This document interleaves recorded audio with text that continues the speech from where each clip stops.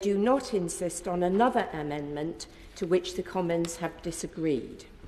The Lords' amendment and a government motion relating to it are available online and in the Vote Office.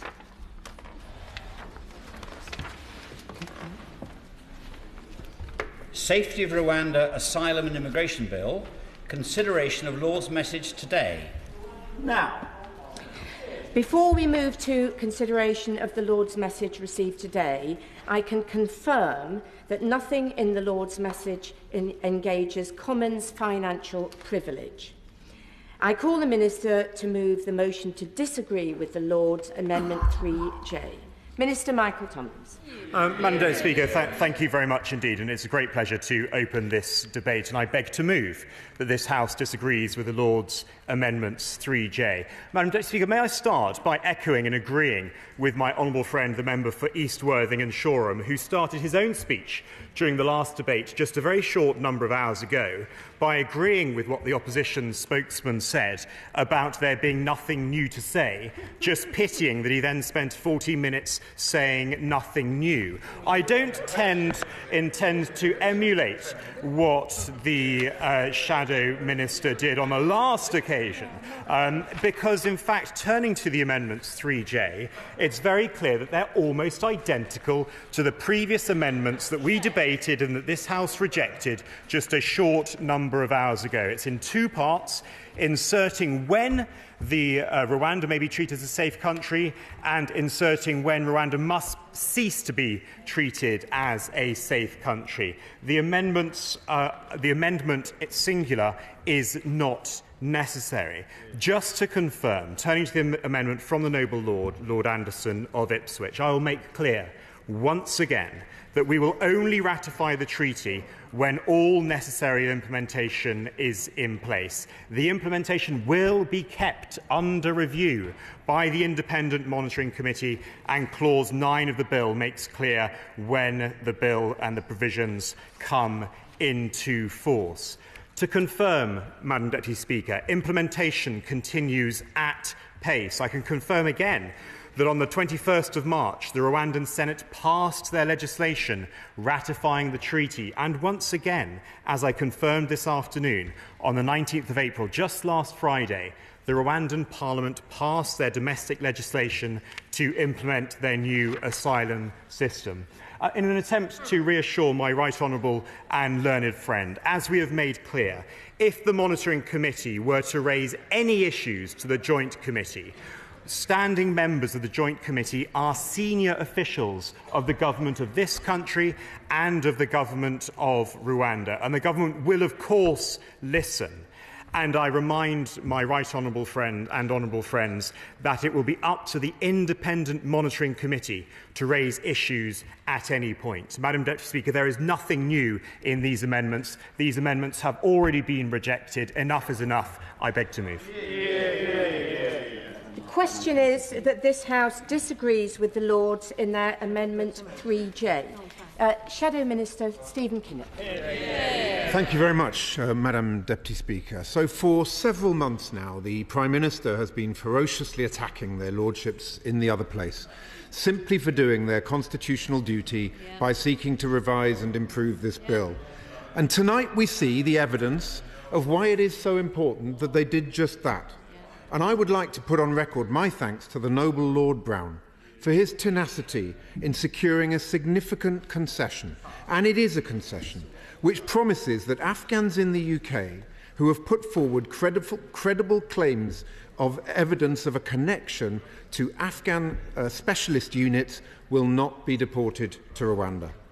Now, this hasn't gone as far as we would want it to, but at least the government, albeit begrudgingly, has inched towards doing the right thing by standing by some of those who so bravely stood by us in the face of the Taliban. We owe them a debt of gratitude, and it is a great shame that the government, and in particular the Prime Minister, first turned its back on those we promised sanctuary to by cancelling flights from Pakistan, then spent months resisting Lord Brown's efforts to prevent these brave Afghans from being sent to Rwanda, despite repeatedly being pressed to do so by our armed forces to do the right thing. And now, finally, having to be dragged kicking and screaming to where we find ourselves this evening. Even this afternoon, the Minister's response to my honourable friend, the member for Walthamstow, who's not in a place at the moment, was revealing. She raised in detail a case of her constituent who supported British efforts but whose family was stuck in Afghanistan. And yet the Minister couldn't even bring himself to reassure my honourable friend that he would meet with her or even look into the specifics of that case. That's why it'll be so important for us to hold the government to account on this concession, because it's so difficult to take what ministers say at face value. Turning now to the amendment in the name of Lord Anderson, I find it staggering that ministers still haven't conceded on this very basic point, that this House is not just trying to legislate that Rwanda is safe now, in other words, that white is black and black is white, but that Rwanda is safe in perpetuity. The noble Lord Anderson was right in what he said in the other place this evening, that this is a post-truth bill. You cannot possibly legislate for something which is in the lap of the gods. Now, I spoke earlier about the dangerous and turbulent world in which we live, and the threat that at any point the situation in Rwanda could change radically, just as it could in any other country. But let us not forget that just 6 years ago, I will give way. The Labour leadership is its inconsistency. But will he just confirm that in the last decade, Rwanda is seen to be so unsafe that the UN has rehoused in Rwanda safely 30,000 refugees from other countries?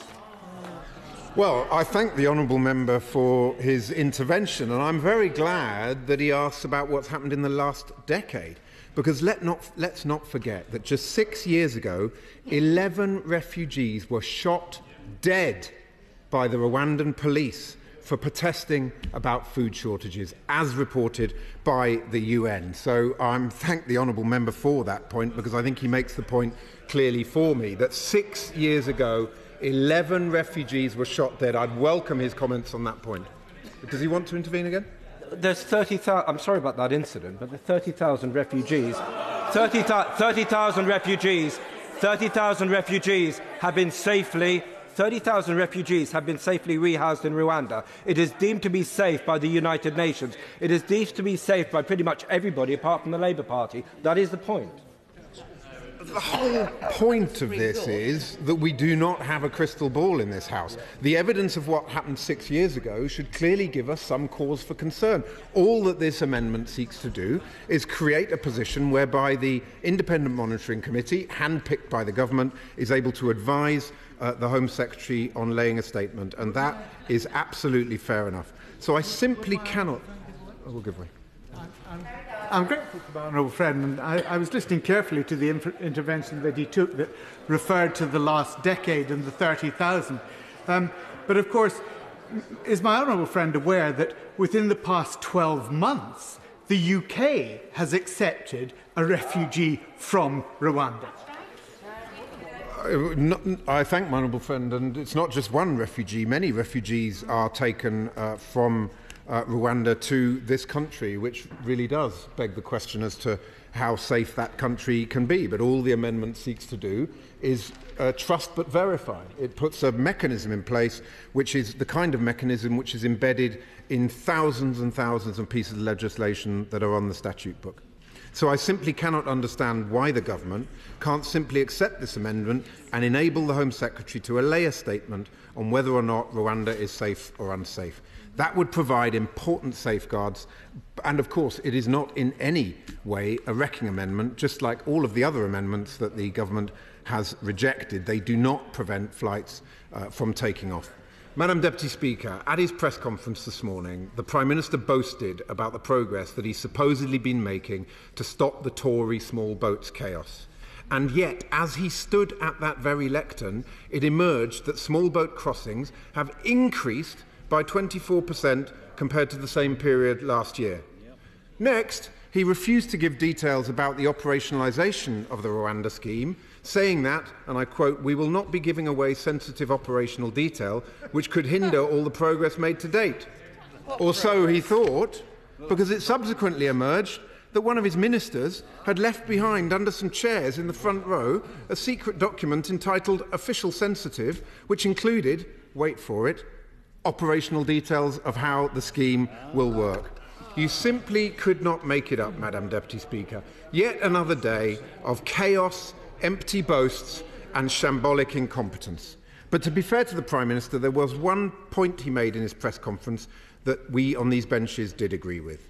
In response to a question from the media, he clearly stated that the test for this policy will not be whether a few symbolic flights take off, as his former friend and the Immigration Minister had previously said, the former Immigration Minister, but, in the Prime Minister's words, success is when the boats have been stopped. Well, that's how he wants to be judged. And that, I can assure the House, is how we on these benches will judge him and how the public will judge him too. For 2 years now, we've been urging the Prime Minister to stop the boasts and instead start stopping the Tory boats' chaos. But sadly, he has chosen to ignore us on both fronts. Instead, we need Labour's plan to redirect the Rwanda money into a cross-border police unit, to smash the criminal gangs upstream, and a returns and enforcement unit to remove those who have no right to be here, reversing the decline in removals that we have seen under this government, because only Labour's plan can fix our country's broken asylum system. And only Labour's plan can restore order at our border. Those benches opposite, they don't want to hear it, but that is the reality of the situation that we're in, Madam Deputy Speaker. Thank you very much, and I hope that every member opposite will join me in the division lobbies this evening. Sir Robert Buckland. It was going so well, and then it descended into a second reading diatribe from a Labour opposition that has absolutely nothing to say about the serious challenge of immigration, pretends that it will do what this government's doing, only slightly better, but doesn't really approach the level of events and the seriousness of the issue that we need to trouble. It is a blank page that we face on the other side of the House. Let's just deal very briefly then with the issue that we have left. I still think that there is strong merit in what their lordships say about not just the way in which we designate Rwanda to be a safe country, but the way in which, if in future things change, we have a parliamentary mechanism to deal with it.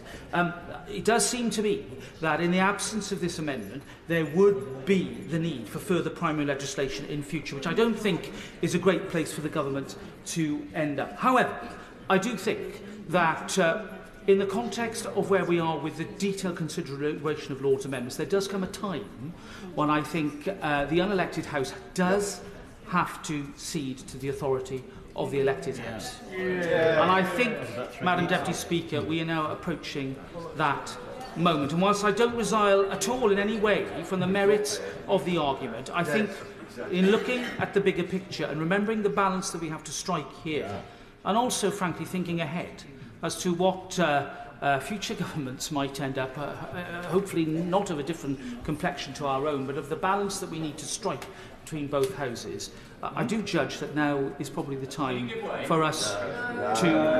I will give way.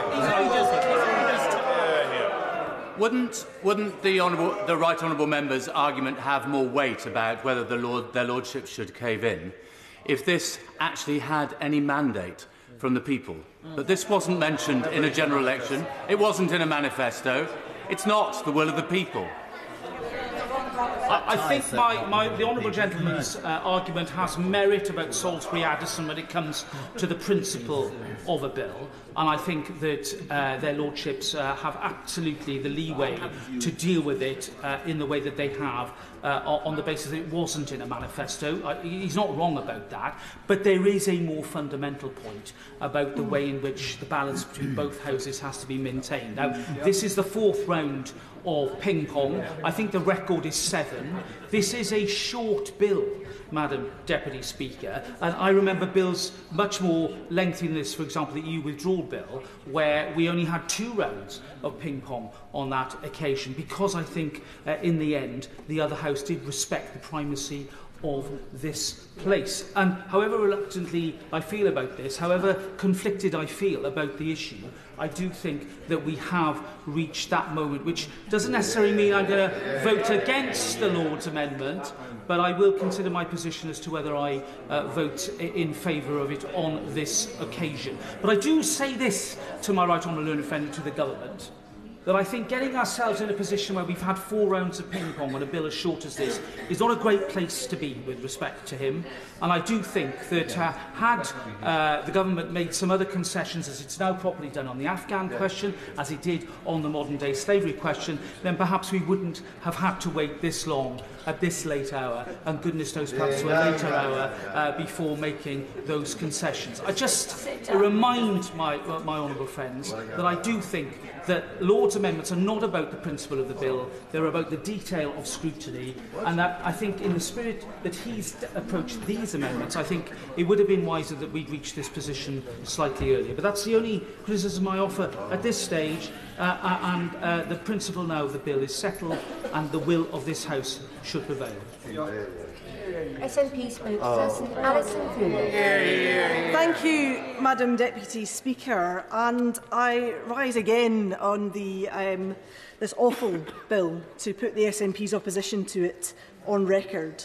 We do not support the state-sponsored people trafficking bill on Rwanda, and we will oppose it in any way that we can. And I must say I was quite disappointed to hear the Labour Lords caving on the Afghan amendment through in the Lord. And if they think that this is some kind of concession, I've got some magic beans to sell them, honestly, it's pathetic. And the journalist from The Independent, who has done so much work to expose the weaknesses of the government's Afghan schemes, she says, Holly Bancroft says, this review is already happening and it's only for Afghans with links to specialist units. The Home Office is saying they won't deport the triples granted leave to remain in the UK by the MOD who came here irregularly, but the number of people in this situation will be very small. Before I came into the chamber, I was phoned by Councillor Abdul Bastani of Glasgow Afghan United because he wanted to know what was happening in this place, and he wanted to know what protections there will be for the Afghans that he is in constant contact with. He wants to know what happens to the journalists, what happens to the interpreters, what happens to the women and children, the people who put their lives in danger to safeguard the UK's mission in Afghanistan, to their children, to their families. He says those people who are the UK left behind, he says nobody is listening to them, nobody is replying. The safe and legal routes are not there. I will give way. I make this point for I want it recorded and answered. It's very important. My constituent Trevor Young worked for the British Army in Afghanistan. Alongside him worked his comrade and his friend in Afghani, who happens to be in Pakistan because he had to leave Afghanistan because of threats to him and his wife and his children. Police have removed his phone. He's under a deportation from Pakistan back to Afghanistan. Madam Deputy Speaker, this is so important for my constituent, and I have to say to the Minister in particular, Minister, my constituent had his friend, a soldier, has been forgotten about by this British government and by the Minister, and because of that I had to make a plea for him, because he isn't covered within this legislation. I thank him, and he's quite right to point this out in the way that he has. And it's been further reported in The Independent, an Afghan intelligence analyst who worked alongside members of the RAF but has been threatened with removal to Rwanda. He says, and I quote, "I call on the Prime Minister and the Government to stand by the promise made during the fall of Kabul. If the legal ways, such as ARAP and ACRS, were actually working, people like me wouldn't have to wait for years just for a response and wouldn't be forced into taking a small boat to come to the UK. Being in limbo is nothing but a waste of the UK's resources. I have skills to contribute to the UK's economy and tax system, but I have to rely on Home Office help because I cannot work." There are thousands in his position. I further had an email from a person who emails me quite regularly. I don't know if this person ever gets a response from the ARAP email that he emails and the other people that he copies into this. But I see these emails that come in, and I read these emails that come in, and I think it's in tribute to Syed, who is constantly seeking some safety, that I would read this. He says, "You caused me to miss the evacuation flights. Why should I be in this situation? It's all because of you." I can't endure it anymore. I am tired and I'm faced with so many challenges. It happened several times today that I had to stop myself with difficulty, crying in the middle of the street. Everyone was looking at me. I cannot endure it anymore. And these are the people that have been left behind by this bill, and now left behind by the Labour Party, who would not press this amendment yet further. Moving to the remaining amendment that we have, from all the amendments that we have. Yes. I'm sorry, am I boring the members opposite? Do they want to pop back out to the Prime Minister's office and have some drinks instead of listening to the important cases being put in this debate? They care so little. What we are asking, and order. I'm just anxious the honourable lady addresses the amendment in front of us. Alison, please. Thank you, Madam Deputy Speaker. I am addressing the amendment in front of us. Now, what this amendment seeks to do is a very small concession to this place, that this place here should have some kind of scrutiny over whether Rwanda remains a safe country. The folk over on the benches opposite were all about taking back control, but when it comes to scrutiny of the treaties and the obligations we're signing up to, they couldn't give a hoot. It's quite clear. Exactly. Now, all that we are asking for in this amendment, all that the Lords are asking for in this amendment, is that some assurances now and in the future that there will be scrutiny as to whether Rwanda is indeed a safe country. That is not asking too much.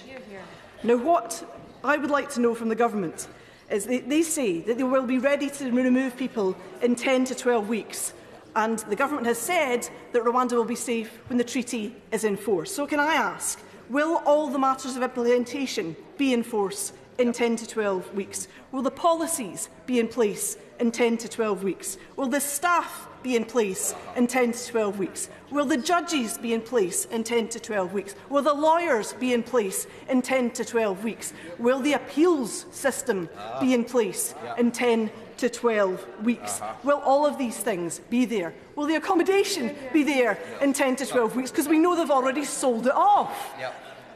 And what airline company have they contracted to remove people in 10 to 12 weeks? Because they have been extremely unclear about whether they even have an airline company, and they have not told us that. This House deserves to know, because we are not going to get the opportunities again to scrutinise the government on whether or not the Rwanda Treaty is actually being implemented. And I think that is the very least that this House should be able to do, to be able to keep a check on the government and on future governments as to whether or not they are fulfilling the obligations that they carried out. Because we know that even when this treaty was being negotiated, that Rwanda were engaging in refoulement of people.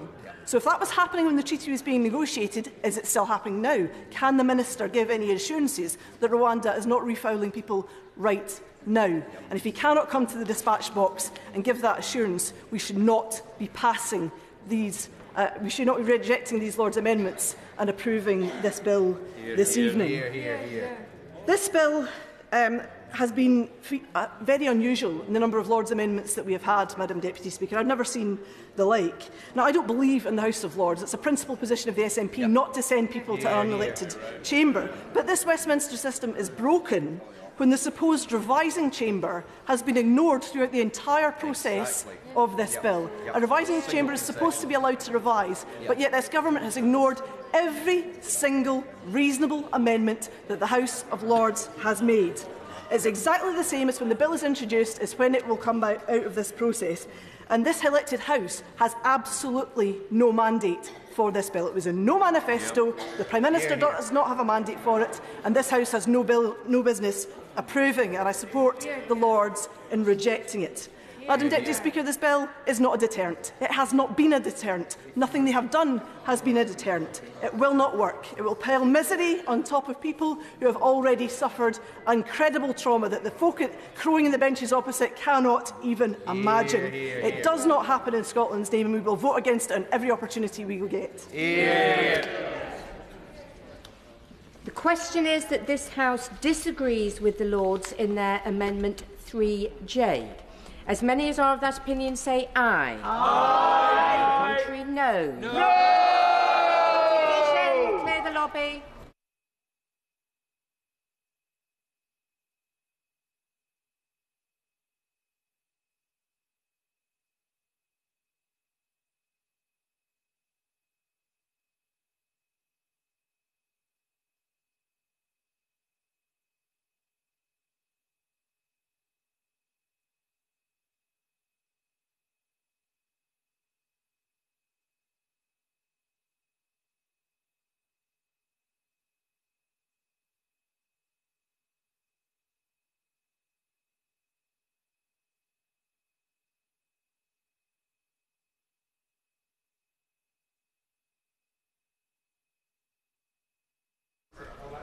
question is that this House disagrees with the Lords in their Amendment 3J.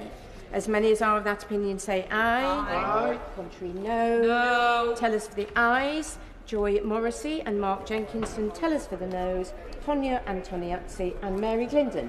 Thank you.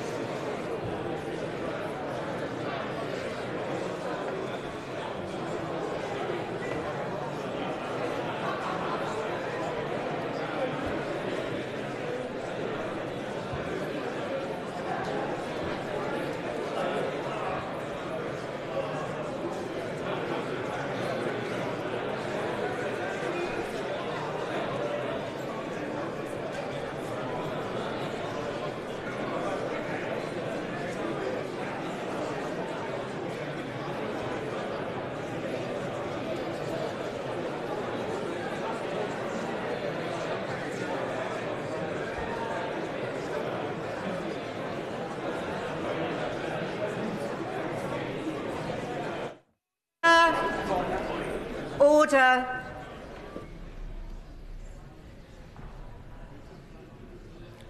The ayes to the right were 312.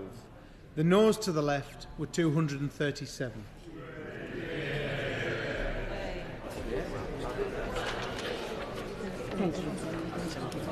The ayes to the right, 312.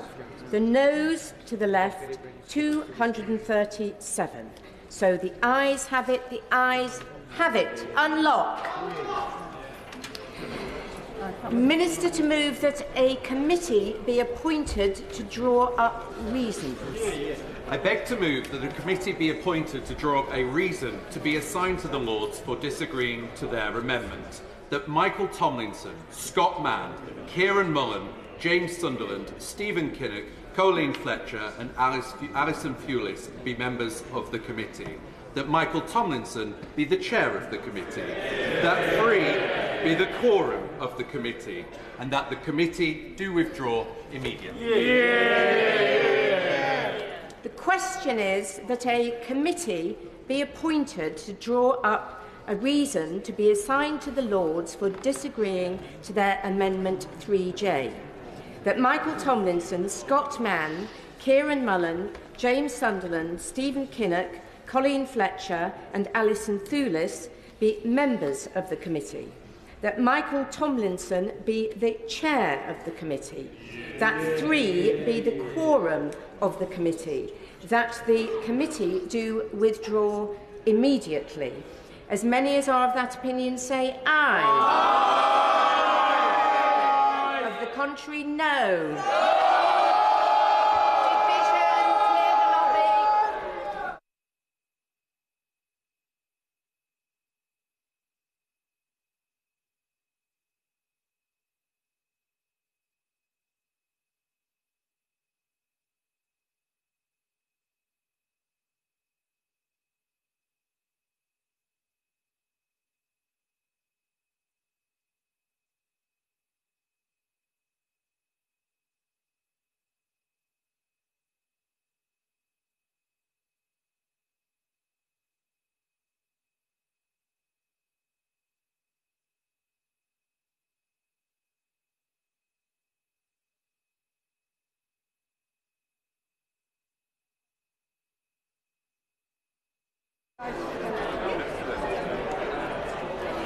Sorry, Liam, can I say that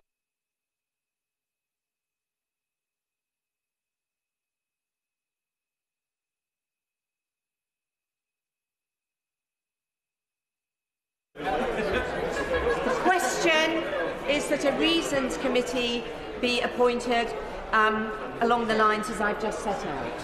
As many as are of that opinion say aye. Aye. The contrary, no.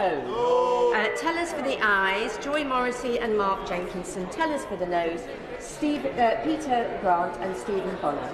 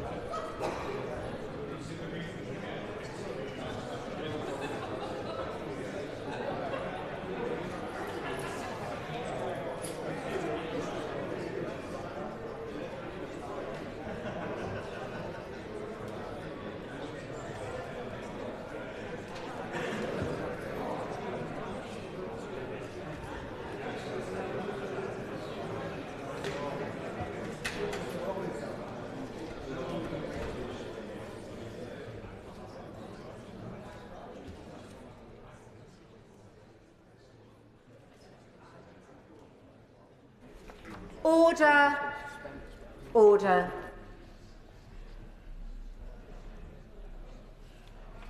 The ayes to the right, 309. The noes to the left, 41.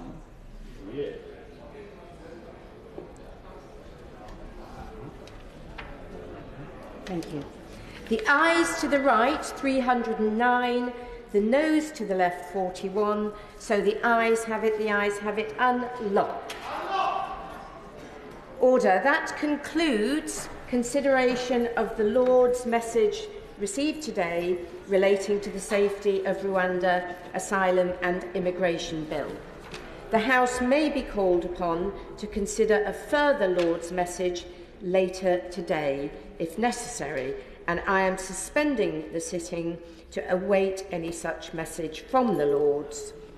The bells will ring before the House resumes. Order. Order.